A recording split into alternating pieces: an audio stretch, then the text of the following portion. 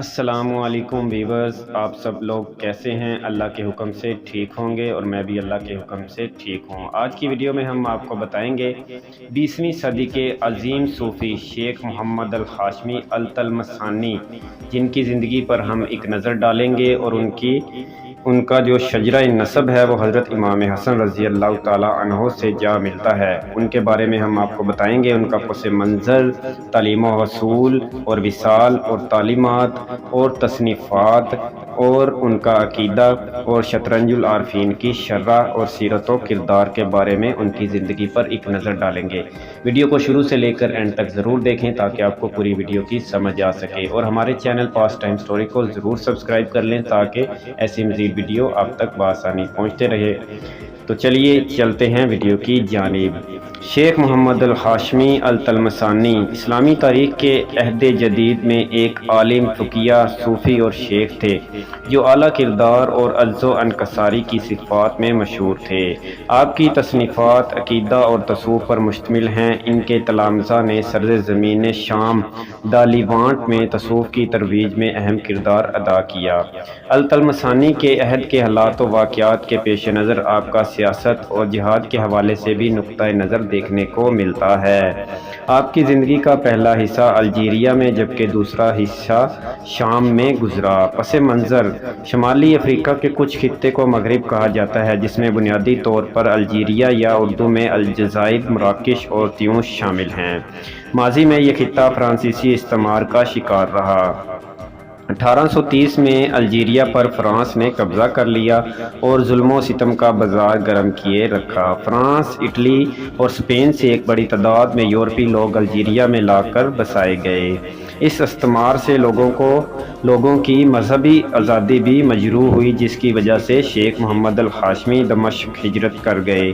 تاریخ میں شام کے دارالخلافہ دمشق کی ہمیشہ سے ایک اہم حیثیت رہی ہے اور یہ خطے کا علمی و تجارتی مرکز رہا ہے۔ حدیث مبارکہ میں دمشق کو شام کا بہترین شہر قرار دیا گیا ہے۔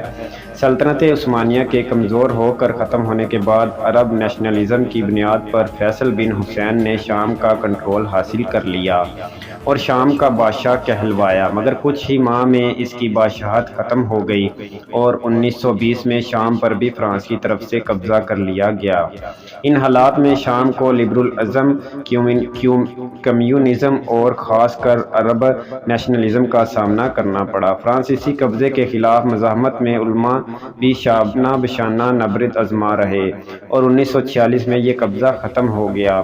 یوں شیخ محمد الہاشمی کا زیادہ تر عہد استعماریت اور اس کی مضمرات کے خلاف برسرپیکار رہنے پر مشتمل ہے۔ ان کی زندگی ابتدائی ایام: شیخ محمد الہاشمی الطلمسانی کی پیدائش بروز ہفتہ 22 شوال 9298 ہجری بمطابق 16 ستمبر 1881 کو الجزائر یا انگریزی میں الجیریا کے شہر سبدو میں ہوئی، جو کہ مشہور شہر تلمسان کے قریب واقع ہے۔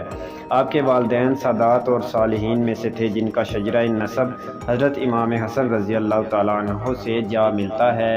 ان کے والد سید احمد الہاشمی الحسنی شہر کے نام گرامی عالم اور قاضی تھے۔ تعلیم و حصول فیض: شیخ محمد الہاشمی صاحب کے لڑکپن ہی میں والد گرامی کی وفات ہو گئی، جس کے بعد قریبی شہر تلمسان چلے گئے اور وہاں مقیم ہو گئے۔ اس قیام کے دوران مختلف شعبوں کا پیشہ اختیار کیے رکھا، جن میں کسان، درزی، دوا فروش اور مسالہ فروش شامل ہیں۔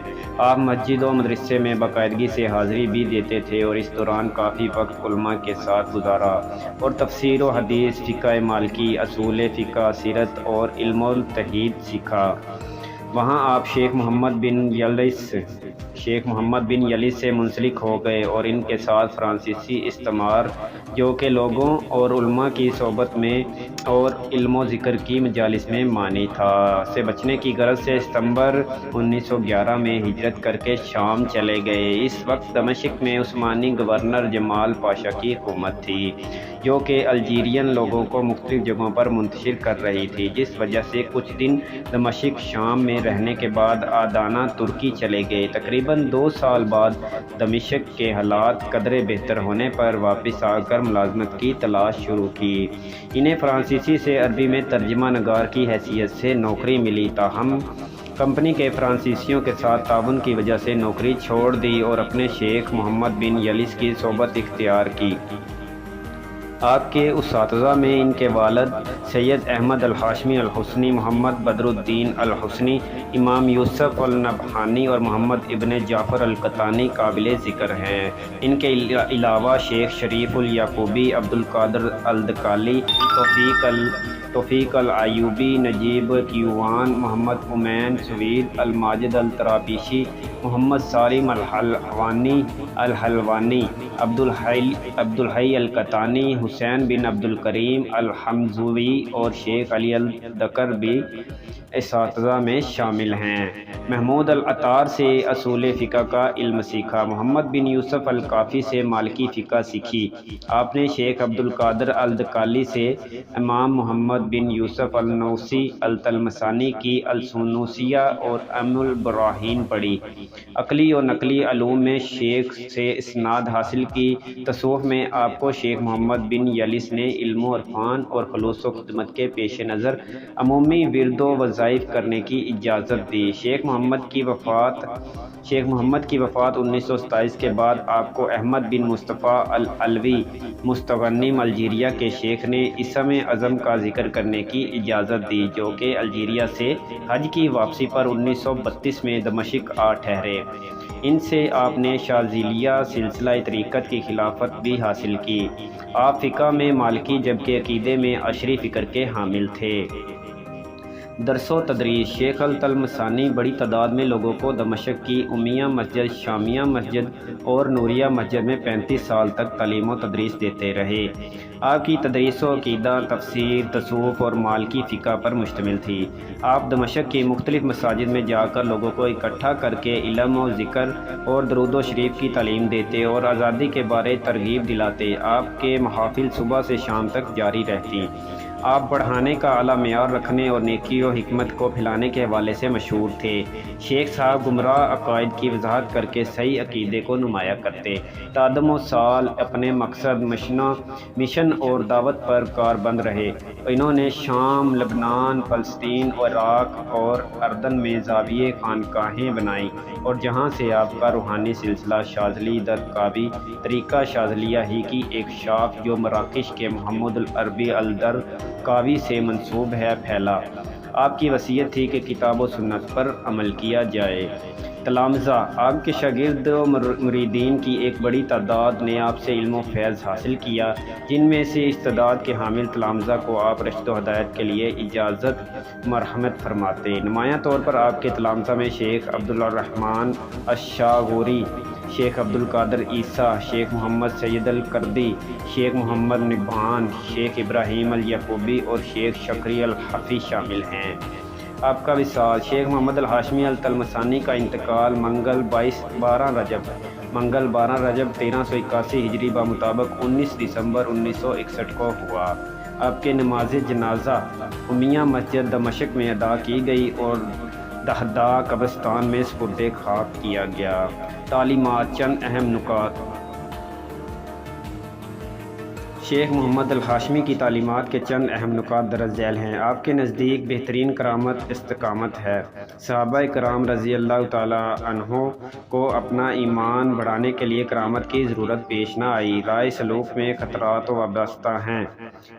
وابستہ ہیں، جس کی وجہ سے قرآن و سنت پر عمل بہترین اور محفوظ ترین طریقہ ہے۔ اسی لیے ذکر اللہ کو ہیجانی یا غیر معمولی انداز میں کرنا ناقابل قبول ہے۔ سماجی، سیاسی اور معاشی تبدیلیوں اور گزشتہ 2 صدیوں سے اپنی سرزمین پر استعماریت کی وجہ سے مسلمان اپنے ورثے سے محروم ہو چکے ہیں۔ موجودہ تعلیم میں لادینیت کے نفوذ سے روایتی زندگی کے طریقہ کار اور روحانی طاقت اور مادی قوت کے مابین ناطے کے متعلق غلط فہمیاں جنم لے چکی ہیں۔ سیاست معاشرے میں اچھی حکمرانی کے حوالے سے اسلام کا حصہ ہے، لیکن پارٹی سیاست اور روایتی سیاسی تحریک معاشرے کو اوپر سے تبدیل کرنے کی کوشش کرتا ہے، جبکہ مسلمان جو تصوف کو بھی اسلام کا جزلہ نیفق سمجھتے ہیں، معاشرے میں روحانیت اور تلقین کے ذریعے یعنی نچلی سطح سے تبدیلی لانے کو صحیح کرتے ہیں۔ مسلمان تبدیلی کے طریقہ کار میں اپنے بھائیوں کا خون بہنے سے بچتے ہیں، حتی المقدور اپنے مابین فتنوں کے ماخذ سے گریز کرتے ہیں اور دوسروں کی مدد کرتے ہوئے اسلام کا احکامات کا حکمت کے ساتھ قول و فعل میں اطلاق کرتے ہیں۔ مسلمان اتنی تقسیم کا شکار ہو چکے ہیں کہ یہ تصور کرنا مشکل ہو چکا ہے کہ وہ پارٹی کی سیاست سے متحد ہو سکتے ہیں یا فتنے اور خون و خرابے سے بچ کر کوئی تبدیلی لائی جا سکتی ہے۔ آپ کے مطابق اسلام کی نام نہاد جدید تشریحات اور مغربی افکار بدعات کی طرح ہی بھری ہیں۔ اتحاد بین المسلمین اور عملی جدوجہد۔ شیخ محمد الہاشمی التلمسانی مسلمانوں کی حالت زار سے بہت فکر مند ہوتے۔ آپ امیہ مسجد میں ہونے والے علماء کی مجلس میں شامل ہوتے، مسلمانوں کے معاملات میں غور و فکر کرتے اور انہیں تفرقہ بازی سے خبردار کرتے۔ آپ نے استعماریت کی ہر لحاظ سے حوصلہ شکنی کی، اپنے گرد ہونے والے واقعات کا تعلق استعماریت سے جوڑتے اور اس سے نبرد آزما ہونے کا طریقہ بتاتے۔ جب حکومت نے لوگوں کی ہتھیاروں پر تربیت اور جہاد کے لیے اپیل کی تو آپ نے فوراً اس پر لبیک کہا اور سیف الامری کے باوجود کئی ہتھیار چلانا سیکھے۔ اپنے ایک شیخ شریف الیعقوبی کے اور دیگر علماء دمشق کے ہمراہ استعماریت کے خلاف جہاد کیا۔ آپ کا شمار ان صوفیہ میں ہوتا ہے جو استعماریت کے خلاف ڈٹ کھڑے ہوئے، جیسا کہ مغرب میں صوفی مجاہدین عمر المختار السنوسی، عبد القادر جزائری استعماریت کے خلاف نبرد آزما ہوئے۔ اس کے بعد عقیدے کے متعلق وضاحت جو ہے، صحیح عقیدے کے متعلق لکھتے ہیں کہ صحیح عقیدہ حقیقت کے موافق ہوتا ہے اور اس کی تائید عقل و نقل سے ہوتی ہے، جبکہ باطل و فاسد عقیدہ حقیقت کے منافی اور عقل و نقل کے بھی خلاف ہوتا ہے۔ مختصر یہ کہ فاسد عقیدہ سے جلد حاصل ہونے والی نفسانی، شہوانی، حیوانی اور عارضی لذات ملتی ہیں، جس کے بعد ندامت اور دنیا و آخرت میں عذاب مقدر ہے، جبکہ صحیح و سلامت عقیدے کے نتیجے میں دنیا میں اعمال کی درستگی، نجات اور امن نصیب ہوتا ہے۔ اس کے علاوہ استغنا، راحت، اطمینان اور دشمنوں پر غلبہ حاصل ہوتا ہے، جبکہ آخرت میں اللہ کی رضا اور جنت میں داخلہ ہوتا ہے۔ شطرنج العارفین کی شرح۔ ابن عربی رحمۃ اللہ علیہ سے منسوب یہ شطرنج دراصل سانپ اور سیڑھی کے کھیل کی طرز بنائی گئی ہے، جس میں 100 خانے ہیں جو کہ راہ سلوک کے مختلف مقامات پر مشتمل ہیں۔ بعض مقامات پر پہنچ کر اگلے مقامات پر ترقی ہو جاتی ہے، جبکہ کچھ مقامات پر پہنچ کر نچلے مقامات پر تنزلی ہوتی ہے۔ شیخ محمد الہاشمی نے اس شطرنج کی نہایت دلچسپ شرح کی۔ مثال کے طور پر شجاعت کے مقام کی تشریح میں آپ لکھتے ہیں کہ اس مقام پر خوف اور مشکلات سے اعتراض کرنے کی بجائے ان کا سامنا کیا جاتا ہے، کبھی کبھی اپنی جان اور مال کے خطرے میں ڈال کر مشکلات برداشت کی جاتی ہیں۔ اگر اس مقام پر ثابت قدم رہا جائے تو انسان ایک قدم پر 26 درجات کو عبور کرتا ہے اور راحت، رضوان، جہاد، طلاب عزم اور طریقت کے مقامات کو پھلانگتا ہوا شہادت کے مقام پر جا پہنچتا ہے۔ مقام شیطان کی شرح میں لکھتے ہیں کہ شیطان انسان کے دل میں اس طرح کے وسوسے ڈالتا ہے کہ سب کچھ تو ہی ہے، تمام مخلوق تیری غلام ہے، تیرا تصرف متعلق ہے اور تیرے فیصلے سے کوئی فرار نہیں۔ اپنے ارادے اور خواہش کے مطابق حکم دے، بس تیری بات سنی جاتی ہے اور تیرا حکم مانا جاتا ہے۔ یہ حالت انسان کو حیران کرتی ہے تو وہ اس جائز سمجھ کر اس کی طرح جھکاؤ اختیار کرتا ہے، پس شیطان اس پر قابو پا لیتا ہے اور اسے اللہ کے ذکر سے بلا دیتا ہے اور اسے کہتا ہے کہ تمہارا شمار اللہ کے عارفوں اور مقربوں میں ہوتا ہے۔ وہ لوگ اللہ کے علاوہ ہر شے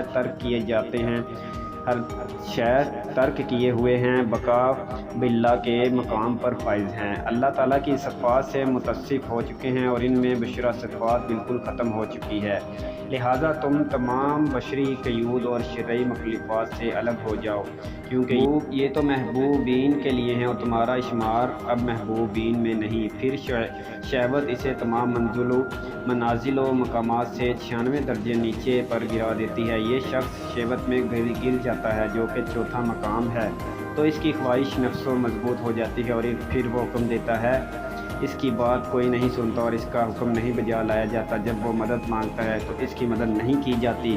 اگر شیطان انسان کو یہ وسوسہ دے کہ وہ بندگی سے نکل چکا ہے تو یہ ایک دھوکہ ہے اور عین ممکن ہے کہ یہ چیز اسے بندگی سے نکال کر غلامی، دنیا، حبس اور شہوت میں داخل کر دے۔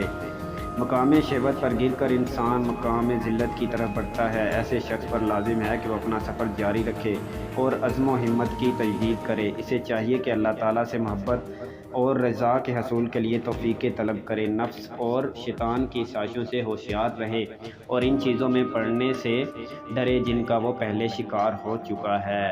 جیسا کہ مومن ایک ہی سوراخ سے 2 بار نہیں ڈسا جاتا۔ مندرجہ بالا سطور آپ کی تعلیمات میں پائے جانے والی صراحت و وضاحت پر دلالت کرتی ہیں۔ جہاں تک آپ کی زندگی پر کیے جانے والے کام کا تعلق ہے، اس حوالے سے برطانوی الجیرین مصنف موکرین گوزو نے آپ کی زندگی پر کتاب لکھی ہے جس کا نام ہے شیخ محمد الہاشمی ہز لائف اینڈ ورکس۔ جب آپ کے شاگرد شیخ عبدالقادر عیسیٰ کی مشہور کتاب حقائق التصوف کے آخر میں آپ کی زندگی پر روشنی ڈالی گئی ہے۔ سیرت و کردار: شیخ محمد الہاشمی التلمسانی کی سیرت و اسوہ حسنہ کی جھلک تھی۔ آپ کی عجز و انکساری کی صفت نہایت مقبول تھی۔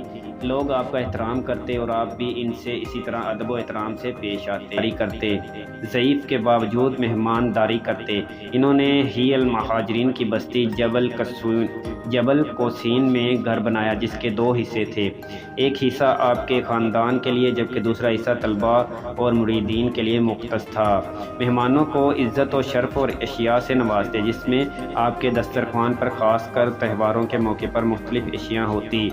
لوگ جوک در جوک اس میں شامل ہوتے اور جاتے وقت آپ کے چہرے پر ہمیشہ مسکراہٹ پاتے۔ آپ وسعت قلبی کے حامل، مشکلات کو سہنے والے اور صبر و تحمل کے ساتھ رہنے والے تھے۔ نافرمان لوگ بھی آتے تو آپ مسکراہٹ اور کشادہ دلی سے پیش آتے۔ ایک مرتبہ کسی شخص نے آپ کو برا بھلا کہا اور زد و کوب کیا تو اسے دعا دی اور اپنی غلطیوں کی نشاندہی تسلیم کی جس پر وہ شخص آپ کی شخصیت کا معترف ہو گیا۔ آپ نے کسی کی اصلاح کرنا ہوتی تو کہتے کہ یہ کیا خیال ہے، یہ بہتر نہیں۔ آپ دعویٰ کرنے سے پرہیز کرتے۔ اپنے شاگرد عبدالقادر عیسیٰ سے کہا کہ ہمارا مشرب جمالی ہے، رضاء الہی کے علاوہ کبھی غصہ نہ کرتے۔ بہت سے گمراہ لوگ آپ کے ہاتھ پر توبہ طائب ہوئے۔ ایک مرتبہ ایک خستہ حال شرابی کا چہرہ صاف کیا، اسے نصیحت کی اور دعا فرمائی۔ اگلے ہی دن وہ آپ کی محفل میں آ گیا اور توبہ کر لی۔ آپ اپنی محافل میں کسی کی غلطیوں کی نشاندہی اور کسی گناہگار کا نام لینے میں بہت تکلیف محسوس کرتے۔ آپ اکتاہٹ یا سستی کا شکار نہ ہوتے۔ آپ کو رات کے اوقات میں ہمیشہ چاق و چوبند ہی دیکھا گیا۔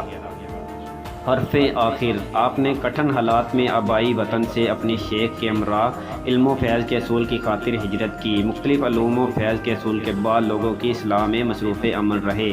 اس حوالے سے آپ کی زندگی جد و جہد سے عبارت ہے۔ آپ نے علمی، فکری، متصوفانہ اور جہادی خدمات سے دین متین کی خاطر کاوشیں کی جس کی وجہ سے آپ کی شخصیت ہمیں بھی اسی جذبے کے ساتھ دین کی خدمت کرنے پر ابھارتی ہے۔ تو دوستو، آپ کو اس ویڈیو کی سمجھ آئی ہو تو ہمیں کمنٹ کر کے ضرور بتائیے گا، یاد رکھیے گا اور ہمیں کمنٹ کر کے ضرور بتائیے گا۔